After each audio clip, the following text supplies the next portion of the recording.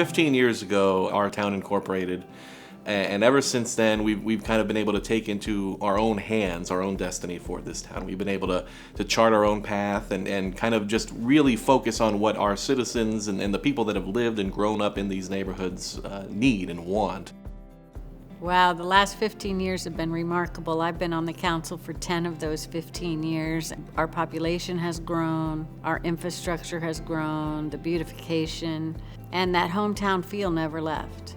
Cutler Bay is kind of like it's a miracle, because it's this little kind of forgotten part of the county, but now we're like one of the premier cities in all of Dade County. Prior to incorporation, we didn't really the county didn't provide a lot of events for our residents here in our own parks.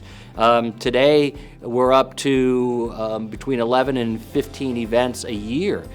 Our roadways are better, we have many more police on the streets, our streets are safer. Preserving our ways of life, preserving our environment have been very important for Cutler Bay, and I think we've been an inspiration to the rest of South Dade. Cutler Bay was ranked #1 in government spending. That means we are the most efficient government for spending per capita than any other city in the state of Florida. We're also ranked #1 in staffing size.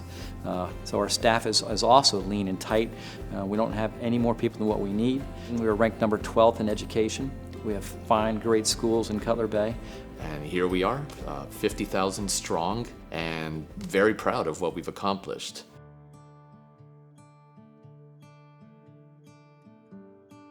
The COVID-19 pandemic really threw a curveball at us.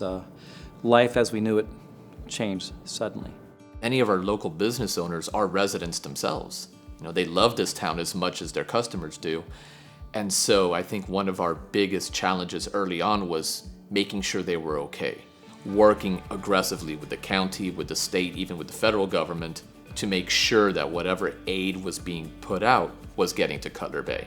We went ahead and relaxed our outdoor eating requirements so that people could go there and eat outside safely. Many of our residents are unemployed, so trying to help them work through the unemployment system was something that I know I personally did by working with our state senators and our House of Representatives to try to do anything that we could to possibly help. So we've been able to partner with some of these wonderful organizations to come together and have these drive-through farm share events, and that's just promoting resiliency right there. And it's been wonderful seeing all these different people from all different walks of life just coming together, picking their neighbors up when they need it, and being there for them and fighting for them.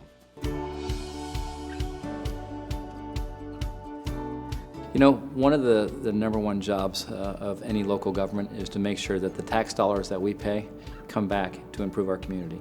And this year alone, I think we've got over $11 million in grants for our small town. Dade County is footing the bill to completely renovate Franjo Road in the same way that we've done Old Cutler, in the same way we've done Caribbean Boulevard. We're going to have dedicated left turn lanes, beautification. We'll have some of these, the bus pull-out bays, some new landscaping. It's going to improve the looks, the feel, the aesthetic, the ability to drive on Franjo Road. The highlights of our age-friendly action plan, some of the things that we have done is we put in an outdoor fitness area right next to the pool at Cutler Park where the seniors can go up, and it's more age-friendly. It's also for the disabled. Another one is our street projects. A lot of those projects took into account pinching the crosswalks, pinching the roadways so that you would have a shorter distance to cross the street and the cars would have to slow down, which makes it more friendly for not only seniors to cross the street, but moms with strollers or dads with their children on bikes. We basically kind of rewrote the rules on what developers were allowed to do. Instead of having their own traffic engineer writing a report that what they want to say, we changed rules on them and said, listen, we're going to do the traffic study, and that way we're sure it's going to be accurate and reflective of the true conditions, not what they want to hear. And because of that, I think we've made some very, very good decisions about development within the town. No matter where you go through it, the South End Mall area, it's parking lot, parking lot, parking lot, parking lot. It's all it is asphalt. What we put into place and the town council unanimously approved was increasing the amount of green space that has to be required in any sort of development on that property.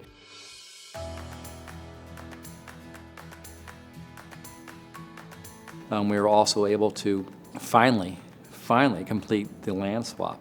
The 16 acres of the potato field, which has been a vision since 2005 of someday having a civic center or central park in that area right there, is now we're going to ensure it's a green space and someplace where the entire community can use. It's right in the geographic heart of the community. One of the resolutions I proposed this past year that I'm very proud of calls on the town to really take proactive steps to control the spread of invasive species. And sometimes people don't realize there are certain species that are devastating to native plants, to migratory birds and other wildlife. And so by really aggressively identifying and then removing these, we are protecting the native environment that we already have. There was this almost 9-acre land parcel there, Old Cutler and 184th, that, for years and years there have been development applications and people wanting to build on there. It's adjacent to wetlands. It's adjacent to Biscayne National Park there.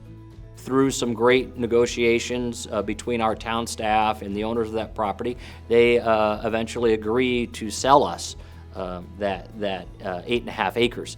But what the best thing about this is that it's eligible in the EEL program, which is environmentally endangered land program through Miami-Dade County. Once it's approved by the county commissioners, then we're eligible to get half of our purchase price back, and we're working with them right now to have it moved to the A list, where we could potentially receive our full money back for what we purchased on that property. And we're entering into a joint agreement with us in Miami-Dade County to preserve that space, forever. So that space will never be built on again. It's preserved as a green space, and we can use it as a teaching area because we have 100 and some acres of environmentally sensitive land right next to it. Those 9 acres will provide a buffer in the event of a hurricane, where you have sea level rise in that area, protecting Old Cutler Road and the homes on the opposite side of it.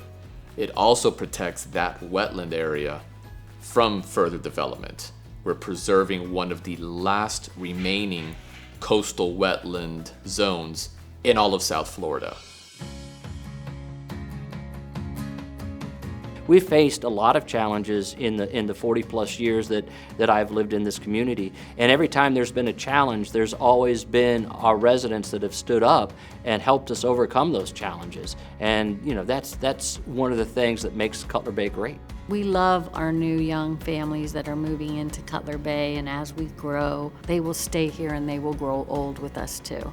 And that's the uniqueness of Cutler Bay, is that once you get here, you don't ever want to leave.